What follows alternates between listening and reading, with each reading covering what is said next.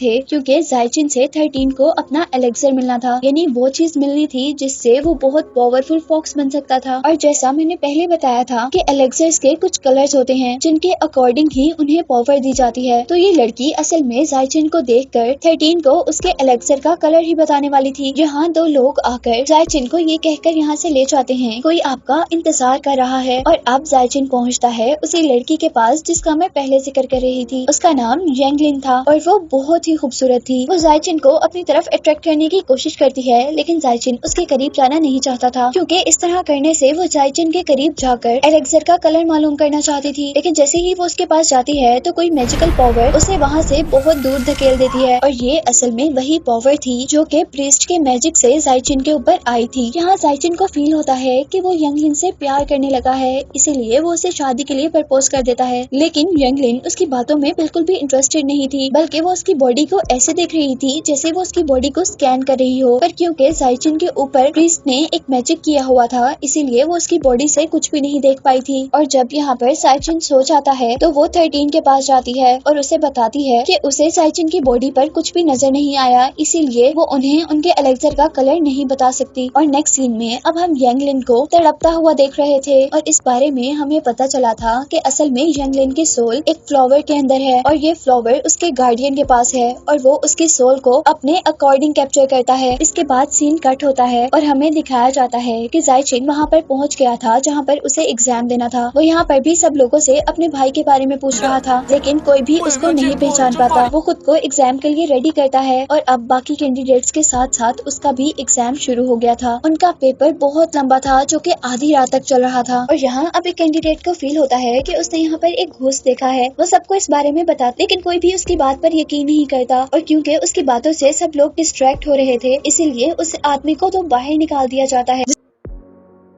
इसके बाद हमें यहाँ पर यांगलिन को दिखाया जाता है, यानी वही लड़की जो 13 को उसके एलेक्सर का कलर बताने वाली थी। वो एक ही झटके में 13 की बॉडी से उसकी सोल को अलहदा करती है। वो 13 को बता रही थी कि उस स्टूडेंट के कहने के अकॉर्डिंग यहाँ पर असल में एक घोस्ट था और उस घोस्ट ने यहाँ पर बहुत से स्टूडेंट्स की सोल्स को कैप्चर कर लिया है और उन स्टूडेंट्स के अंदर जायचिन भी है। यांगलिन 13 से कह रही थी कि ये सबसे बेस्ट टाइम है जिस टाइम में तुम्हें एलेक्सर मिल सकता है। वो कहती है कि क्योंकि जायचिन की बॉडी में उसकी सोल भी नहीं है, इसलिए तुम आसानी से जायचिन को मारकर उसकी बॉडी से अपना एलेक्सर निकाल सकते हो। और अब यहाँ पर हमें जायचिन को दिखाया जा रहा था जिसको घोस्ट की शक्ल में उसका भाई मिला था। लेकिन इससे पहले कि वो अपने भाई से कुछ कह पाता, उसका भाई एक इवल घोस्ट में चेंज हो जाता है। और यहाँ पर अब जायचिन की हेल्प करने के लिए उसका फ्रेंड 13 आया था। हालांकि 13 जायचिन को अपने एलेक्सर के लिए मार भी सकता था, लेकिन क्योंकि 13 दिल का बिल्कुल भी बुरा नहीं था और वो अपनी दोस्ती को भी बचाना चाहता था, इसीलिए वो अब जायचिन की हेल्प कर रहा था उसे मारने के बजाय। लेकिन 13 की इस हेल्प से जायचिन का कोई फायदा नहीं होता और वो दोनों ही एक अजीबोगरीब ट्रैप में फंस जाते हैं। और इस ट्रैप के अंदर अब जायचिन को कहीं दूर लेकर जाया जा रहा था, जबकि जायचिन के भाई के बारे में हमें पता चला था कि ये एग्जाम जो कि जायचिन भी देने आया था और हमें मूवी में पहले भी बताया जा रहा था कि जायचिन का भाई भी इसी एग्जाम की तैयारी कर रहा था और इसी एग्जाम को देते हुए वो इसी एग्जामिनेशन रूम में ही मर गया था। इसी वजह से वो यहाँ पर एक इवल घोस्ट में चेंज हो गया था। यहाँ पर 13 पर एक और इवल स्पिरिट अटैक कर देती है, जबकि जायचिन की सोल जायचिन का अपना भाई एब्जॉर्ब करने लगा था। लेकिन यहाँ अचानक एक मैजिक होता है और जायचिन के भाई को अपना पास्ट याद आ जाता है और उसी पास्ट को देखने की वजह से उसने अपने भाई को भी पहचान लिया था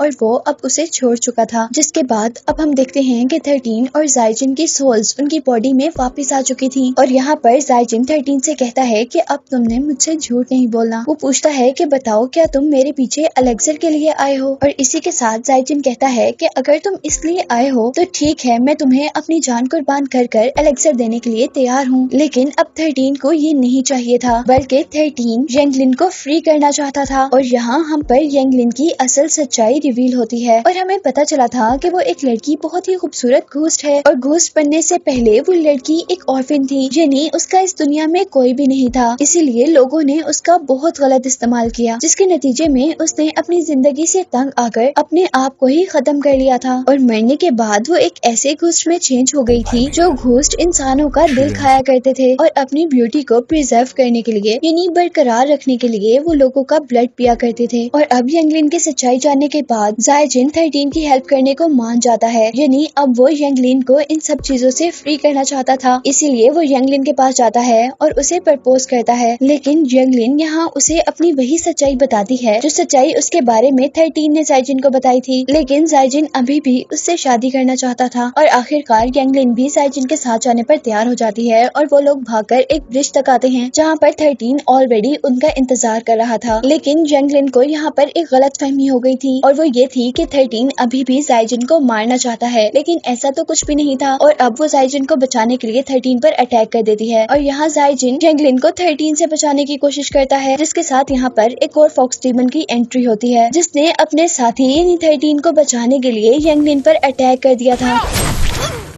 जायजिन जल्दी से 13 को छोड़कर यंगलिन तक आता है, लेकिन अब यंगलिन को बचाना बहुत मुश्किल था क्योंकि वो बिल्कुल मरने वाली थी और मरते मरते यंगलिन जायजिन को बताती है कि वो भी उसको उतना ही पसंद करती है जितना वो उसे करता था। जिसके बाद वो एक स्मोक बनकर गायब हो चुकी थी क्योंकि जायजिन को अपनी जिंदगी में पहली बार कोई पसंद आया था और साथ ही अब उसे इस बात का गुस्सा भी था कि हमेशा से 13 जायजिन से झूठ बोलता आया था और अब वो जाकर 13 पर अपना सारा गुस्सा निकाल देता है। उसकी बातें सुनकर अब 13 को भी सच में गिल्ट फील हो रहा था, इसीलिए वो भी अपने आप को मारने की कोशिश करता है। लेकिन इससे पहले कि वो अपने आप को मार पाता उसके पीछे एक पेपर अपेयर होता है और अचानक से 13 उस पेपर के अंदर गायब हो जाता है, जिसके बाद हम पर रिवील हुआ था कि असल में वो पेपर मूवी के स्टार्ट में दिखाए जाने वाले फॉक्स ट्राइब के चीफ ने ही भेजा था ताकि वो 13 को बचा सके। और चीफ यहाँ पर 13 को बताते हैं जब ये फॉक्स पहाड़ी से गिरने लगी थी तो उसे बचाने वाला बच्चा असल में जायजिन ही था। ये मूवी के स्टार्ट में दिखाए जाने वाले सीन की बात हो रही है जिसमें फॉक्स के तौर पर वहाँ पर 13 था और वो बच्चा जो फॉक्स को बचा रहा था वो असल में जायजिन था। और चीफ अब उसे बताते हैं कि असल में जायजिन की बॉडी के अंदर वाइट एलेक्सर जो कि 13 को बहुत पावरफुल बना सकता है। जिसके बाद हमें काफी अरसे बाद का सीन दिखाया जाता है जहाँ पर जायजिन अब 13 को ढूंढ रहा था और आखिर वो अपनी काफी कोशिशों के बाद 13 को एक फॉरेस्ट में ढूंढ लेता है और उससे उस रात के लिए माफी मांगता है जिस रात उसने गुस्से में 13 को बहुत बुरी बातें कह दी थी। और अब जायजिन 13 को पावरफुल करने के लिए उसे एलेक्सर देने के लिए अपने आप को कुर्बान कर देता है। और जैसे ही जायजिन अपनी बॉडी के अंदर से एलेक्सर निकालता है तो असल में उस पर रिवील होता है कि उसके सामने 13 नहीं बल्कि 13 की शक्ल में 13 का वो गार्डियन था और वो 13 की शक्ल में असल में वो एलेक्सर लेने के लिए आया था क्योंकि उसे चीफ से पता चला था कि जायजिन के पास व्हाइट एलेक्सर है और वो अब 13 से पहले वो एलेक्सर लेकर पावरफुल होना चाहता था, लेकिन उसके हाथ में जाते ही वो एलेक्सर ब्लैक हो जाता है जिसके बारे में मैंने मूवी के स्टार्ट में भी बताया था कि ब्लैक एलेक्सर उनके किसी काम का नहीं होता, इसीलिए 13 का गार्डियन उस एलेक्सर को वहाँ फेंक कर वापस चला जाता है। और जैसे ही ये सारा वाकया असल 13 को पता चलता है तो वो गुस्से में यहाँ तक पहुँचता है अपने फ्रेंड की जान का बदला लेने के लिए और यहाँ आते ही वो अपने गार्डियन से लड़ने लग गया था, लेकिन क्योंकि 13 का गार्डियन एक 6 टेल फॉक्स था इसीलिए वो 13 से ज्यादा पावरफुल था और उसने बहुत आसानी से 13 को मार गिराया था। अब मरते हुए 13 अपने फ्रेंड जायजिन के बारे में ही सोच रहा था और सोचते सोचते उसका हाथ उस एलेक्सर तक लगता है जो कि जायजिन की बॉडी से निकला था और हैरत अंगेज तौर पर वो एलेक्सर अब व्हाइट एलेक्सर में चेंज हो जाता है जिसकी वजह से शौबर न सिर्फ जिंदा हुआ था बल्कि एक पावरफुल 9 टेल फॉक्स में चेंज भी हो गया था और अब वो इस वक्त का सबसे पावरफुल फॉक्स बन चुका था। और अब जैसे ही वो अपने गार्डियन को जान से मारने वाला था तभी उसे जायजिन का ख्याल आता है जो कि चाहता था कि 13 एक अच्छा फॉक्स बने और वो अब गार्डियन को जिंदा छोड़ देता है। जिसके बाद यहीं से सीन कट होता है